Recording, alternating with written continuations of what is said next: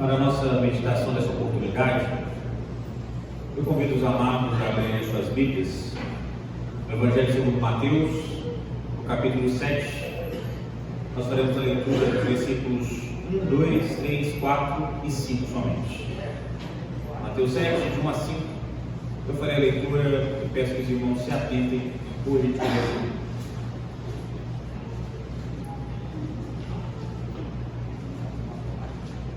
Evangelho segundo Mateus, capítulo 7, leitura dos versículos de 1 a 5. Diz assim a palavra de Deus: Não julgueis, para que não sejais julgados, pois com o critério com que julgardes, sereis julgados, e com a medida com que tiverdes medido, vos medirão também. Porque vês o argoeiro no olho do teu irmão, porém não reparas na trave que está no teu próprio? Ou como dirás a teu irmão: deixa-me tirar o argoeiro do teu olho, quando tens a trave no teu? Hipócrita, tira primeiro a trave do teu olho, e então verás claramente para tirar o argoeiro do olho do teu irmão. Vamos orar? Feche os olhos. Santíssimo Deus, eterno Pai, nós oramos ao Senhor, oramos agradecidos pelo privilégio que temos de ler a Sua palavra, nos reunirmos, ó Pai, de forma livremente. Somos gratos por isso. E assim como a Sua palavra fez diferença e faz diferença em muitas localidades ao redor da terra, nós pedimos: faça diferença em cada coração que está aqui nessa noite. Que possamos ser transformados pela Sua palavra, e tudo aquilo que for unicamente de Ti, transforme as nossas vidas. Em nome de Cristo Jesus, que nós oramos e agradecemos hoje e sempre. Amém. Com certeza você já ouviu a velha história da vizinha com os lençóis sujos, e eu vou citá-la novamente para aqueles que não se lembram. Havia dois vizinhos, o Beltrano e o Ciclano. Os dois eram casados e os dois tinham esposas que gostavam de arrumar a casa, lavar suas roupas. Todo final de semana, ao sábado, a esposa do Beltrano ia, lavava os seus lençóis e estendia de frente para a janela do Ciclano. E essa observava esses lençóis e ficava indignada. Olha, amor, observe como a esposa do Beltrano, além de não lavar direito os lençóis, faz questão de estendê-los, mostrar para todo mundo o quanto ela é porca. Olha que absurdo. E por várias vezes isso foi se repetindo. Toda semana a esposa do Ciclano pendurava os lençóis e a esposa do Beltrano chamava então o seu esposo para ver aquilo, para comentar e julgar a respeito da ação daquela mulher que era porca com seus lençóis. Até que um belo dia, um belo sábado, ela acorda, vai até a janela como costumeiramente fazia e, pasmem, os lençóis estavam alvos como a neve. E ela então chama o seu marido das pressas: vem para cá, vem ver, vem ver. E ele calmamente se dirige até ela, olha a janela, pega o seu café, se assenta e começa a conversar com a esposa. E ela fala: olha para você ver, finalmente, depois de tanto falar e tanto julgar ela parou de ser porca, lavou os lençóis direito, tirou as manchas, está limpinho. E então olha para sua esposa com um olhar de complacência e diz: amor, eram as janelas nossas que estavam sujas, eu as lavei e agora dá para você ver o quanto estava branco os lençóis da sua vizinha. E nessa oportunidade, meus irmãos, eu quero convidar os irmãos, eles estavam meditando a respeito disso, de como o nosso julgamento, quando é baseado apenas na nossa opinião, é uma furada muito grande, e de como nós podemos evitar isso, tanto para o nosso benefício, como também para os nossos irmãos. Nós vimos na semana passada, o final do capítulo 6 de Mateus, onde foi colocado por Cristo algumas comparações para que nós compreendêssemos algo que é básico, algumas comparações até absurdas, como nos comparando com animais, com o mato, para a gente entender que a gente não precisa desesperar sobre a vida, porque ela está na palma da mão de Deus, que mantém ela continuando. E nessa oportunidade, dos versículos que nós acabamos de ler, nós temos algumas outras comparações um pouco exageradas, para deixar bem claro algo que às vezes a gente não compreende, como esses ouvintes aqui também não compreendiam. São recomendações para evitarmos exageros na nossa vida. De forma mais específica, é para condenar exageros com relação a práticas que nós temos nos nossos relacionamentos. É um modelo para ser replicado e assim melhorar a vida de quem lê e os seus relacionamentos. Reside especificamente sobre uma dificuldade daquele período, uma dificuldade que nós temos hoje também. A resposta para a seguinte pergunta, que é simples: como nós podemos cuidar dos nossos irmãos sem cuidar da vida deles? Basicamente isso. É sobre isso que Jesus fala aqui, e é o que eu convido os irmãos a meditarmos. O padrão bíblico molda a nossa avaliação do próximo, e nós veremos, portanto, características da avaliação segundo este padrão bíblico. Começando aqui nos versículos 1 e 2, onde nós vemos: não julgueis para que não sejais julgados, pois com o critério com que julgardes, sereis julgados, e com a medida com que tiverdes medido, vos medirão também. A primeira característica, meus irmãos, dessa avaliação segundo o padrão bíblico é que ela é baseada na justiça de Deus. Provavelmente você acompanha algum tipo de esporte, algum tipo de competição, e toda competição que realmente é séria, ela não tem regras moldadas na hora. São regras estabelecidas antes de ocorrerem as competições. Dessa forma, um atleta, ele jamais será condenado, jamais será recriminado por ter feito alguma coisa que ele não sabia que era errado, ou que as regras não apontavam como errado. O árbitro, o juiz, ele não pode de forma alguma chegar lá de última hora, pensar numa regra nova e querer aplicá-la sobre o atleta. As regras são estabelecidas antes. Por isso, um atleta, ele só é punido ou repreendido quando de forma aberta e clara ele infringe alguma das leis que foram estabelecidas. Não pode haver dúvida, tem que ser de forma clara. E é a respeito disso que eu gostaria que nós víssemos nesses versículos. Cristo aqui nos 2 primeiros versículos está exortando os ouvintes a um ponto que para muitos é delicado, mas que na verdade não é: a avaliação do erro do meu próximo.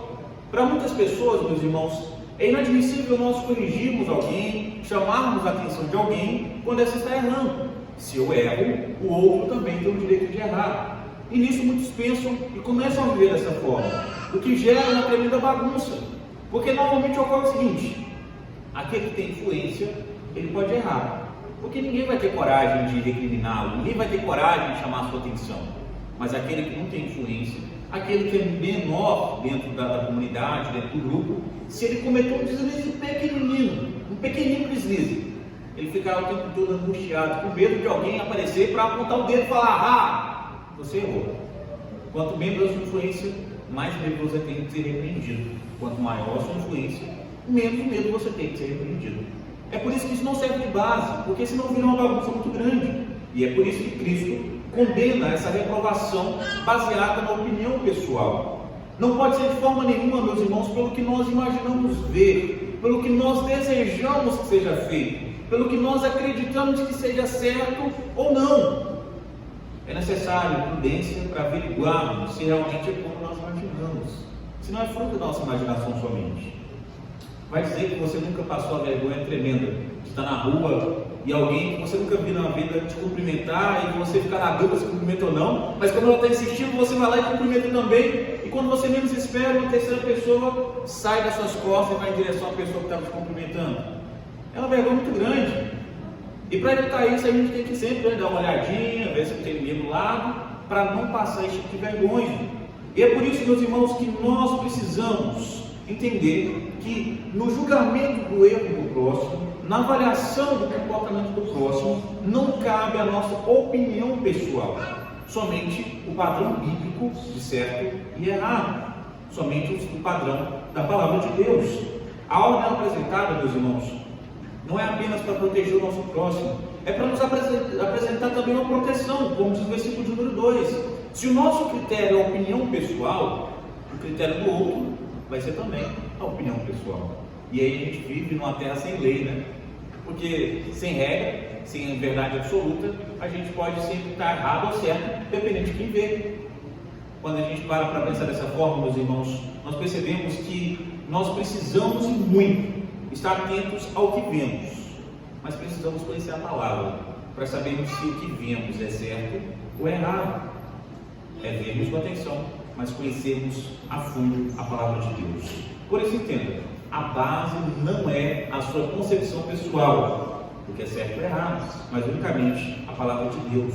Opinião é diferente de lei. A gente tem que ter isso certo nos nossos corações. Opinião e lei não é a mesma coisa.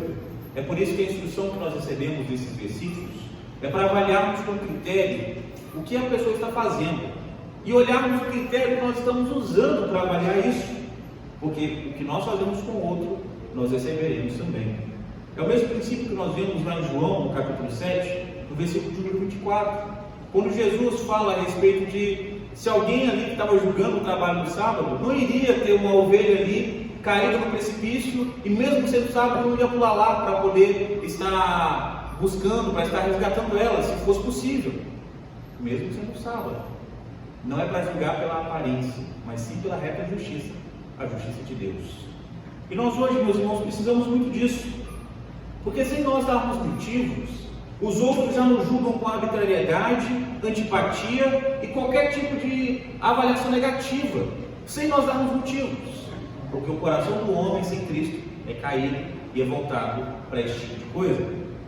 E nós, enquanto regenerados em Cristo Jesus, precisamos ser diferentes. Precisamos demonstrar que a nossa avaliação, o nosso julgamento, não é baseado em achismos, mas é baseado, na verdade, na palavra de Deus. Por isso, ela nos instrui a estarmos julgando com misericórdia, com amor, na correção, na instrução do irmão. Uma base sólida, que nos impede de lançarmos mão de arbitrariedade, de opiniões, de qualquer coisa que não seja a palavra de Deus, dando lugar somente a obedecermos o Senhor na palavra. Ah, pastor, mas eu não gosto de tal coisa, eu não gosto do que o fulano faz, eu não gosto do que o Beltrano faz. Mas peraí, segundo a palavra de Deus, é errado? É escandaloso? Infringe ou de alguma forma está transgredindo algum princípio de santidade ou de moralidade ou de modéstia? Se a palavra, sua resposta for não, então, meu irmão, guarda a sua opinião para você, porque a sua opinião só é válida se ela realmente for pautada na palavra de Deus, se ela transmitir a verdade da palavra de Deus. Se for puramente para te agradar, ninguém existe para te agradar. Nenhum de nós existimos para agradar uns aos outros. Todos nós existimos para agradarmos a Deus. A opinião pessoal fica abaixo do que a palavra de Deus ordena, do que a palavra de Deus precipita para as nossas vidas. Sua opinião é só bem-vinda se for dirigida pela palavra de Deus. Tirando isso, guarde para você. Guarde para você. A sua opinião não vai ser bem-vinda, ela não vai fazer diferença positiva. Então, guarde para você. Nós precisamos passar, meus irmãos, a avaliarmos e a comentarmos a nossa avaliação, se ela for realmente de acordo com a palavra de Deus. Se não for, guardemos para nós e seremos mais felizes e daremos um testemunho muito melhor da nossa parte. Em segundo lugar, uma segunda característica da avaliação, segundo realmente o padrão bíblico, se encontra nos versículos 3 e 4, diz assim: por que vês tu o argoeiro no olho do teu irmão, porém não reparas na trave que está no teu próprio? Ou como dirás a teu irmão: deixa-me tirar o argoeiro do teu olho, quando tens a trave no teu? A segunda característica, meus irmãos, é que ela visa o benefício do irmão errôneo. Eu não sei se você já parou para pensar no que consiste a fofoca, mas a fofoca basicamente é uma pessoa que descobriu uma coisa sobre outra pessoa, procurando uma terceira pessoa para puxar assunto sobre isso, para em alguns momentos ali, alguns minutos, se sentir superior, se sentir irrepreensível, se sentir realmente ali muito mais influente, se sentir uma pessoa imaculada, perfeita, em comparação àquela que está sendo alvo dos comentários, alvo das críticas. É sem sentido, não tem o menor sentido. É acerca disso que nos falam esses versículos, a respeito da importância de nós usarmos a nossa avaliação de forma adequada. Nos versículos 3 e 4, Cristo repreende a todo aquele que tem avidez em corrigir o próximo a qualquer custo, mesmo que para isso tenha que recorrer a alguma forma indevida, a algum tipo de avaliação incorreta. O contraponto apresentado, meus irmãos, engloba todos os seres humanos, todos os homens, porque nos constrange a agir com empatia para aquele que está no erro, para estarmos agindo com empatia ao invés de maldade soberba para o nosso próximo, independente de qual seja a situação que nós estejamos vivendo. Superpotencializando isso, muitos hoje têm abraçado a ideia de que a gente não pode corrigir as pessoas, porque é necessário usar empatia e amor pelo próximo. Então, não deve de forma alguma recriminar, não deve de forma alguma abordar um irmão que está no erro, porque hoje é ele, mas amanhã pode ser eu, porque é uma mentira muito grande. Não que não possa ser eu na próxima oportunidade, mas que não deve abordar quem está no erro é uma mentira muito grande, meus irmãos, porque senão vira uma tremenda bagunça, onde cada um faz o que quer e ninguém pode falar nada. Vira realmente uma bagunça muito grande. A instrução dada nesses versículos aponta não para a ausência de correção, não para a ausência de abordagem daquele que está no erro, mas também não aponta de forma nenhuma uma indiscriminada aplicação, onde você vai, no menor dos erros, apontar o dedo para o irmão e tocar na ferida mesmo, para machucar.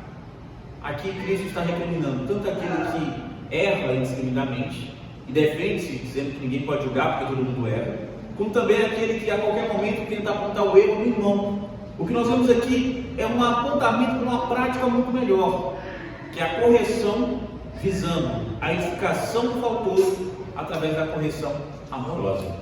Não é de forma alguma a ausência de correção, mas a base da correção não é para eu me sentir melhor, mas para o meu irmão, meu amigo que está caindo, poder se reerguer, poder mudar a sua vida. Como poderia repreender o meu irmão pautado na minha justiça pessoal, se eu mesmo, por essa justiça, seria condenado diante de Deus? É por isso que o que nós vimos nos 2 versículos anteriores pautam bem esse entendimento que nós temos agora. É necessário compreendermos que a correção que recebemos do Senhor não foi para simplesmente nos humilhar, por mais que fosse necessário. Era visando a nossa transformação, visando uma nova vida para as nossas vidas. Por isso, meus irmãos, a correção que nós levamos a quem está no erro, a correção que nós levamos para aquele que está faltoso, não é de acordo com a nossa concepção pessoal e não é para a nossa vaidade pessoal, não é para nós nos engrandecermos, não é para nós crescermos às custas das outras pessoas. É para Deus ser glorificado através da correção bem aplicada e através da reestruturação da vida daquele irmão que estava no erro. O julgamento condenado aqui, além de ser aquele pautado na opinião pessoal, é aquele que não visa de forma nenhuma ajudar o próximo, mas somente humilhá-lo, para que a pessoa que está corrigindo se sinta melhor, se sinta superior, se sinta realmente perfeito. E nós sabemos que não somos, sabemos que não somos perfeitos de forma nenhuma, devemos buscar a perfeição, mas estamos muito distantes dela, muito distantes mesmo. No meio cristão, meus irmãos, o objetivo da correção é ajudar o irmão faltoso, com toda certeza, mas é glorificar o nome de Deus fazendo isso. Não é para minha promoção pessoal, não é para o meu engrandecimento, mas é para ajudar o irmão que está no erro, é para socorrer o irmão faltoso. Não cedendo espaço de forma nenhuma para acusações infundadas, situações vexatórias em público, porque se o intuito é para me promover, tem que ser em público, para todo mundo ver, me aplaudir e falar: nossa, que homem perfeito, que pessoa admirável, palmas a ela. E não pode ser de forma nenhuma visando a humilhação do próximo para o meu engrandecimento. É um erro muito grande, meus irmãos, nós resolvermos as coisas particulares em público. No seminário, o reverendo Manassés, o professor que dava várias matérias, sempre dizia uma frase muito interessante. Ele dizia: os particulares se resolvem no particular. E pronto. Se o erro do seu irmão aparentemente é um erro que deve ser corrigido, você vai abordar esse irmão, vai conversar com ele, para ver se é aquilo mesmo que você está achando, em particular com ele. É o que nos recomenda Mateus, no capítulo 18, quando ele recomenda estar ainda teu irmão faltoso e conversar com ele. Se não der certo, aí você vai munido de mais alguma pessoa, de mais algumas pessoas, melhor dizendo, até resultar na igreja realmente tomando conta da vida desse irmão. Mas até lá, meu irmão, converse. Veja se realmente o irmão está no erro e ajude ele realmente a se curar, ajude ele a se realmente reerguer. Não tire vantagem da fraqueza do próximo para você ter algum tipo de proeminência, algum tipo de vantagem. Olhando mais atentamente, você pode perceber que a questão da fofoca e da chantagem caminham do lado uma da outra, porque você está usando a fraqueza do outro para levar vantagem. Basicamente, isso é vantagem. É assim que funciona a chantagem. Você vê a fraqueza de alguém e usando isso para ter algum tipo de vantagem. A base errada aqui, meus irmãos, e que Cristo recrimina, é o engrandecimento pessoal às custas do outro. É nós corrigirmos o outro a qualquer custo, para nós nos sentirmos melhores. Nós precisamos interiorizar essa verdade e colocarmos em prática que nós realmente, meus irmãos, não fomos resgatados para trabalharmos como supervisores uns dos outros. Nenhum de nós foi chamado para ficar o tempo todo fiscalizando, futricando a vida uns dos outros para encontrar alguma coisa, para poder dizer: agora você está no salvo, descobri, agora você está enrolado na minha mão. Ninguém foi chamado para ser supervisor, ninguém foi chamado para ser algum tipo de fiscal da vida alheia, ninguém. Nós somos chamados para, ao invés de cuidar da vida uns dos outros 24 horas por dia, fomos chamados para cuidarmos uns dos outros 24 horas por dia. E isso é muito diferente uma coisa da outra. Cuidar do outro é visando o benefício dele. Cuidar da vida do outro é para procurar só seu benefício, só a sua autopromoção, só a sua própria dignidade. Nós não fomos chamados para isso, meus irmãos. É por esse motivo que o nosso Senhor, nos versículos 3 e 4, ele utiliza de uma comparação que parece absurda, né? Você querer tirar um cisquinho do olho do outro, enquanto o Senhor tem uma trave enorme, tem uma árvore quase inteira. Ele não está dizendo que a gente não possa, de forma alguma, repreender aquilo que está no erro. Mas o que ele está dizendo aqui, meus irmãos, é que nós temos que tirar da nossa vida algo que nos atrapalha a ver com clareza o erro do outro, que é o nosso orgulho, a nossa vaidade, qualquer coisa que não seja a vontade de glorificar Deus, que funciona como uma trave, funciona como um obstáculo. A nossa autopromoção nos atrapalha a ajudarmos o outro, e nós procuramos somente o nosso benefício. Por isso, quando nós tiramos a trave do nosso olho, nós podemos ver com clareza o erro do irmão, o que ele precisa e como nós podemos estar ajudando ele a sair dessa situação, que é o que Cristo nos recomenda. Por isso, meus irmãos, não busquemos mais o nosso engrandecimento pessoal às custas do irmão faltoso. A palavra nos instrui a estarmos buscando o irmão faltoso e o ajudando a se reestruturar, o ajudando a se reerguer. Se é uma situação mais vexatória, se é uma situação mais complicada, busque ajuda. Mas não fofoque sobre a situação do irmão. Busque ajuda para estar consertando e não para espalhar a situação, mas para espalhar a condição que o irmão está. Meu irmão, toda amor no coração e toda a reverência que nós devemos ao Senhor, toda a humildade que eu tenho diante do nosso Deus, diante dos irmãos, o que eu peço e aconselho os irmãos é que cuidem somente da vida de vocês. Já trabalho demais. Já muito trabalho, mas muito trabalho mesmo. Se cada um de nós cuidarmos das nossas vidas e estarmos dispostos a cuidarmos uns dos outros, a comunidade vai melhorar muito. Vocês podem ter certeza disso. O que Cristo nos recomenda é isso.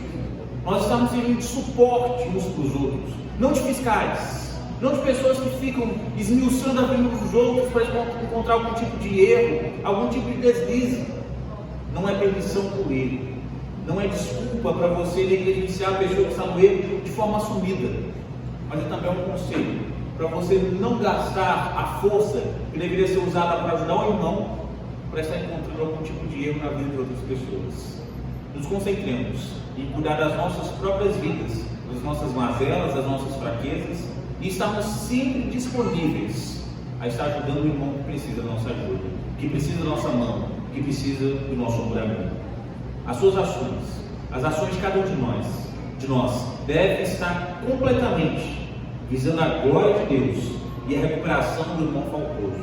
Qualquer outra coisa que você coloque além disso é motivo para você entender como uma trave no seu olho. Por isso, meu irmão, cuide da sua vida e ajude a comunidade a cuidar dos irmãos que estão faltosos. Não da vida deles, mas cuidar deles.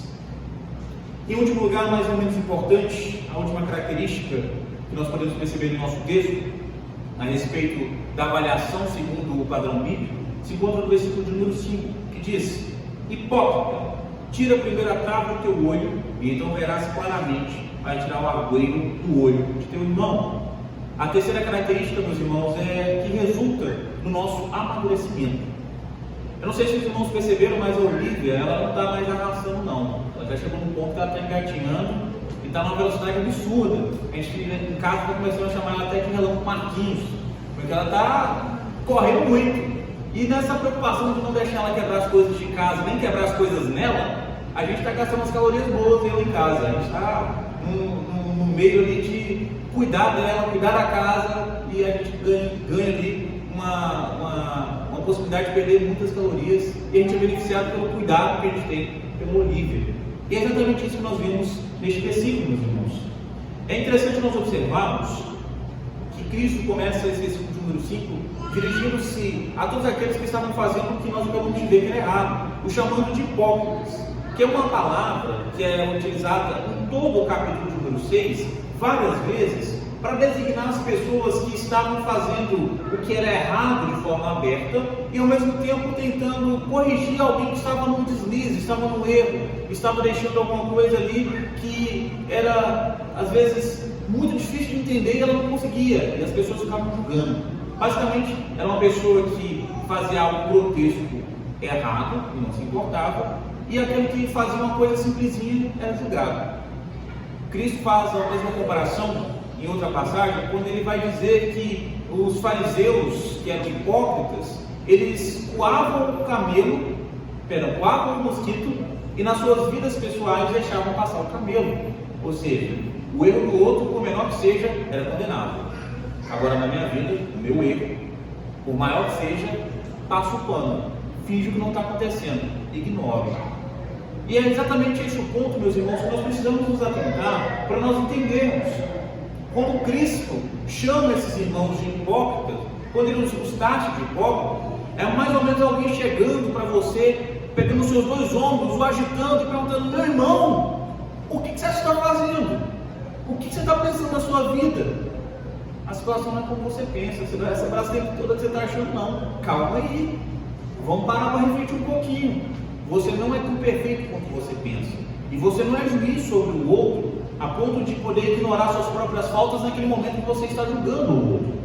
É por isso que é importante, meus irmãos, nós entendermos esses versículos.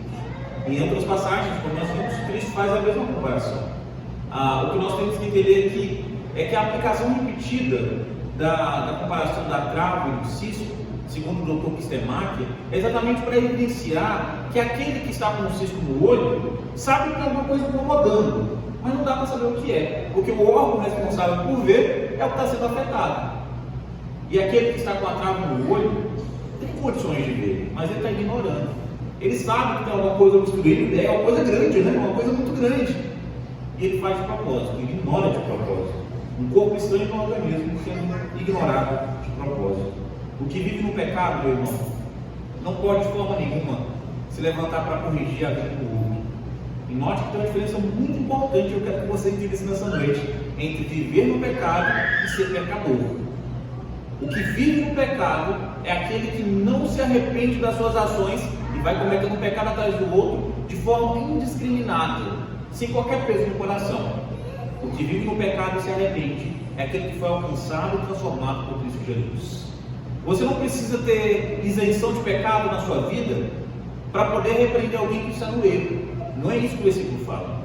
Mas você não pode estar abertamente vivendo no erro e quando vê alguém errando, você abandonar naquele momento que você está vivendo no erro para se levantar e falar assim: opa, você aí, isso que você está fazendo é errado.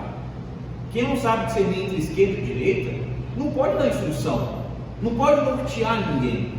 Por isso, uma pessoa que não tem senso do que é certo e é errado, não é adequado essa pessoa se levantar para estar repreendendo o outro. É por isso que Cristo está dizendo: aquele que está numa trave tem que primeiro se livrar da trave para então enxergar adequadamente o cisco no olho do outro irmão. Qualquer motivação, meus irmãos, como nós vimos, que é utilizada para autopromoção, deve ser retirada para que nós possamos, de forma adequada, ajudarmos o irmão faltoso.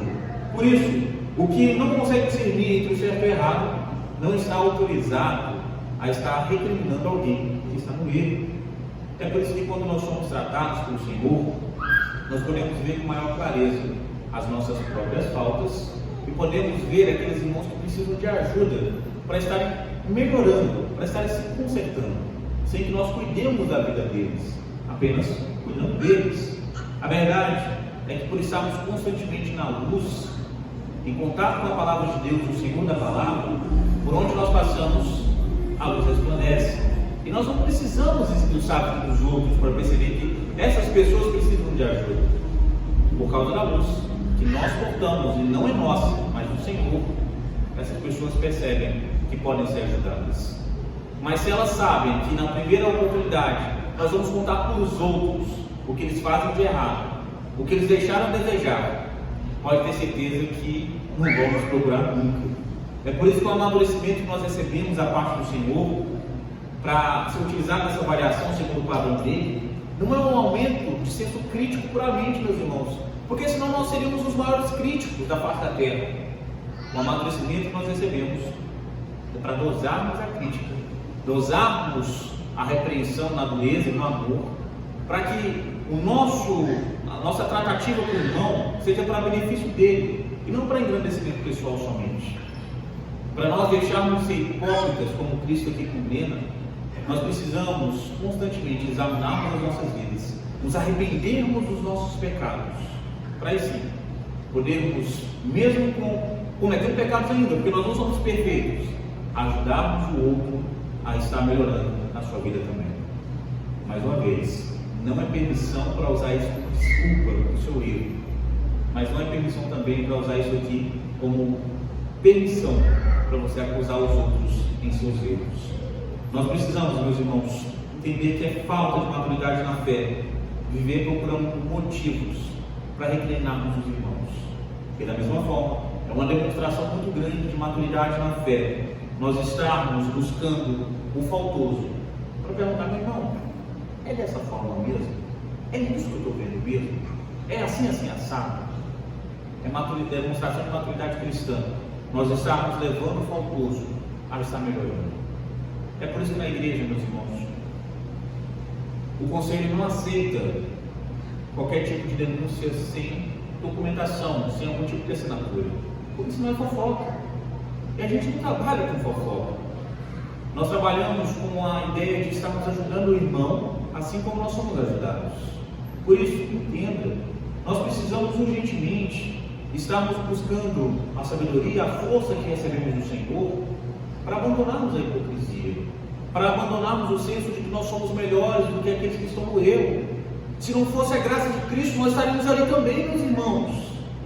Como que nós podemos nos levantar como juízes perfeitos, achando que os outros são inferiores? Se nós voltarmos aí 10, 20, 30, 40 anos, nós estávamos ali fracos e necessitados, doentes espiritualmente. Por isso nós precisamos, meus irmãos, não vigiar a vida do outro, mas estender a mão para ajudá-lo a se levantar. Assim como em Cristo outros fizeram conosco no passado.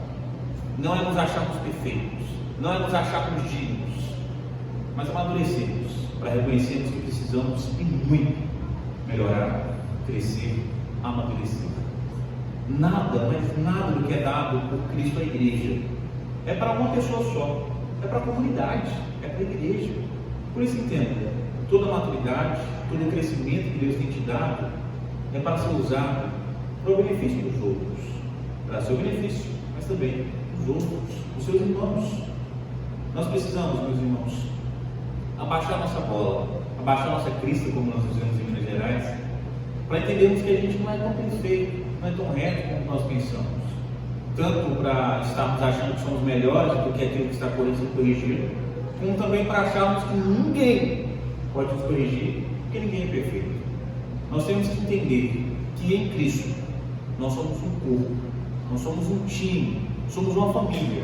E na família, aquele que está errado, mesmo o outro não sendo perfeito, é chamado para conversar, para estar sendo melhorado, reestruturado, reerguido. E aquele que é chamado para conversar tem que ir com humildade para poder estar crescendo, para poder estar se desenvolvendo. E o que corrige não pode se ensoberbecer, não pode se achar melhor do que o outro, mas tem que agradecer a Deus por nessa oportunidade ser o que ajuda e não o que está sendo ajudado. Abaixemos a bola, meus irmãos. Caminhamos de forma que agrada a Deus, de forma unida, um fortalecendo o outro e o outro fortalecendo um, para que todos juntos glorifiquemos o nome do Senhor. Que nós entendamos, de uma vez por todas, que a fofoca é algo que realmente prejudica o corpo de Cristo. Precisamos compreender a importância de todos caminharmos juntos. Por isso, não fofoque sobre o seu irmão, não fofoque sobre a vida dele. Maledicência, que é um nome popularmente conhecido como fofoca, é pecado, meu irmão. Mas é só uma informaçãozinha para o outro ficar sabendo. É pecado, meu irmão. Se a sua informaçãozinha não vai ajudar o outro que está no erro, é errado. É simples assim. Julgar segundo os critérios do Senhor é permitir que a lei do Senhor seja o árbitro em nossos relacionamentos. É usarmos do amor e da misericórdia que recebemos em Cristo Jesus. O nosso Salvador nos deu sua vida, não para nos dar liberdade, para estarmos futricando na vida do outro, mas para nos dar liberdade de vencermos cada dia o pecado através da ação do Espírito Santo, para ajudarmos aqueles que ainda não têm essa graça sobre a sua vida. Se ocupe somente com a sua vida, sem bisbilhotar na vida do outro, sem ficar examinando de forma minuciosa a vida das outras pessoas para encontrar algum tipo de erro. E veja, como a cada dia, Cristo vai te mostrar na sua vida que você precisa melhorar. O Espírito Santo vai te incomodar, para te mostrar que você ainda não está perfeito, precisa melhorar. E vai te dar cada vez mais sabedoria, amor e misericórdia para corrigir o irmão faltoso e para ser corrigido quando você for este irmão faltoso. Se todos adotarmos estes princípios, estaremos seguindo o padrão da avaliação que agrada ao nosso Deus, a avaliação do Senhor. Estaremos crescendo da forma que importa, que é a humildade diante do Senhor e em serviço uns para os outros. É vivermos em comunidade para a glória do Senhor. Nos ocupemos em cuidarmos da nossa própria vida e em cuidarmos não da vida do nosso próximo, mas cuidarmos do nosso próximo. Que assim nós vivamos, não só hoje, mas para todo sempre. Amém. Feche os olhos, gostaria de orar com você nesse instante. E coloque sua vida diante do Senhor. Se você tem faltado sabedoria na hora de conversar com um irmão faltoso, peça a Deus sabedoria. Se você tem faltado a você humildade para ser corrigido, peça ao Senhor por humildade. E vamos nessa noite ser transformados pela ação do Espírito Santo do nosso Senhor. Santíssimo Deus, grandioso Pai, nós oramos a Ti nesse instante, reconhecendo que nenhum de nós nessa igreja, nenhum de nós, independente do cargo que ocupemos, somos perfeitos e somos melhores uns do que os outros. Nós clamamos ao Senhor para que o Seu Santo Espírito transforme os nossos corações, Pai. Nos mostre onde nós precisamos melhorar, nos mostre onde nós estamos aquém do que o Senhor exige de cada um de nós. Nos ajude a sermos melhores, Pai. Nós queremos ter sabedoria, amor, misericórdia, para estarmos fazendo as tratativas com aqueles irmãos que estão com Ele. Incomode os nossos corações, ó Pai, para nós não cuidarmos da vida do outro, mas para que possamos verdadeiramente estarmos cuidando uns dos outros.